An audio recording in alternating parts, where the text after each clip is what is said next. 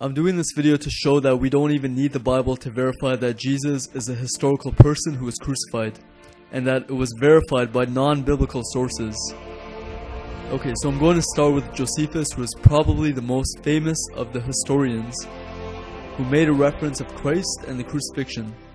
Flavius Josephus, or if you go by his Hebrew name, Yosef ben Mattityahu, if you don't know, was a 1st century Jewish historian.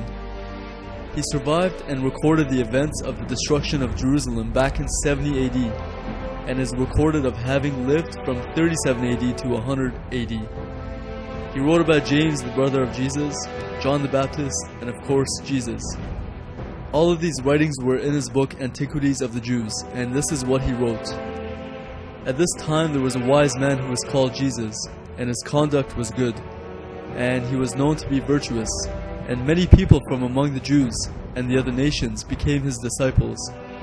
Pilate condemned him to be crucified and to die. And those who had become his disciples did not abandon their loyalty to him. They reported that he had appeared to them 3 days after his crucifixion and that he was alive. Accordingly, they believed that he was the Messiah concerning whom the prophets had recounted wonders.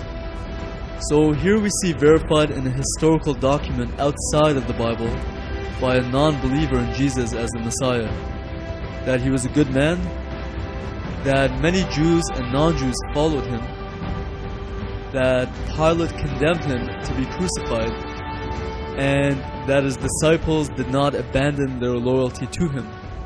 We also see that they believed that he rose from the dead 3 days after dying on the cross.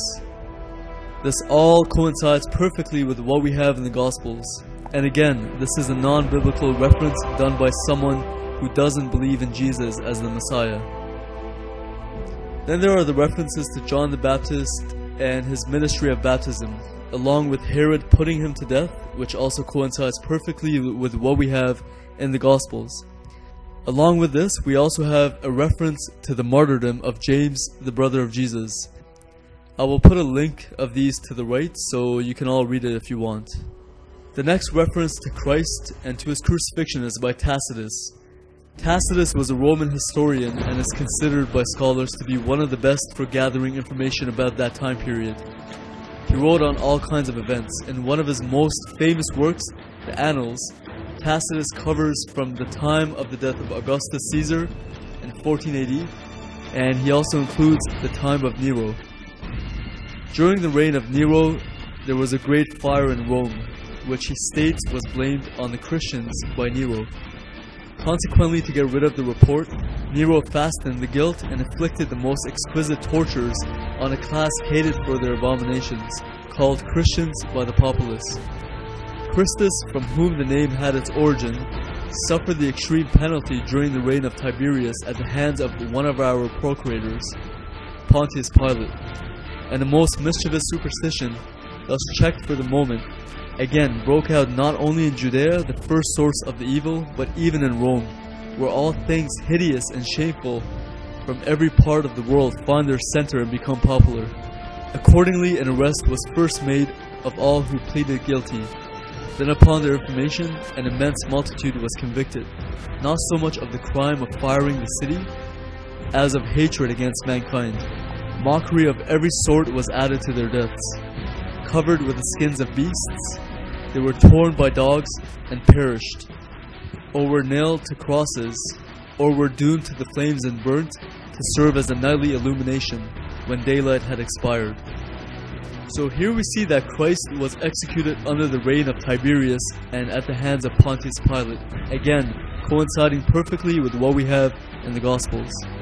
Tiberius reigned from 14 AD to 37 AD, and Pontius Pilate was governor of the Roman province of Judea from 26 AD to 36 AD. Also, it's probable that Tacitus got his sources from official Roman records which documented the crucifixion of a man called Jesus under Pontius Pilate in the province he was governing. The next reference we have to Christ, and again to his crucifixion, is by Mara bar Serapion, a Syriac writer, writing to encourage his son to chase after wisdom, using examples of Socrates, Pythagoras, and the wise king who was executed by the Jews. This writing is dated to around 73 AD only around 40 years after the death of Christ. What advantage did the Athenians gain from putting Socrates to death? Famine and plague came upon them as a judgment for their crime. What advantage did the men of Samos gain from burning Pythagoras? In a moment their land was covered with sand. What advantage did the Jews gain from executing their wise king? It was just after that that their kingdom was abolished. God justly avenged these three wise men. The Athenians died of hunger. The Samians were overwhelmed by the sea. The Jews, ruined and driven from their land, live in complete dispersion. But Socrates did not die for good. He lived on in the teaching of Plato. Pythagoras did not die for good. He lived on in the statue of Hera. Nor did the wise king die for good. He lived on in the teaching which he had given. Although he doesn't mention Jesus by name, the fact that he refers to him as being the wise king of the Jews and as being executed by the Jews, and after his execution the Jews being scattered, fits only one person in history from around that time, Jesus Christ. Now, these are just a few of the references to Christ outside of the Bible, and I just want to focus mainly on the crucifixion of a historical man called Jesus, who was called Christ, who was crucified. If you want more information, I would encourage you to research these names: Thales, Pliny the Younger, Suetonius, Lucian of Samosata, the Talmud, and the early church fathers.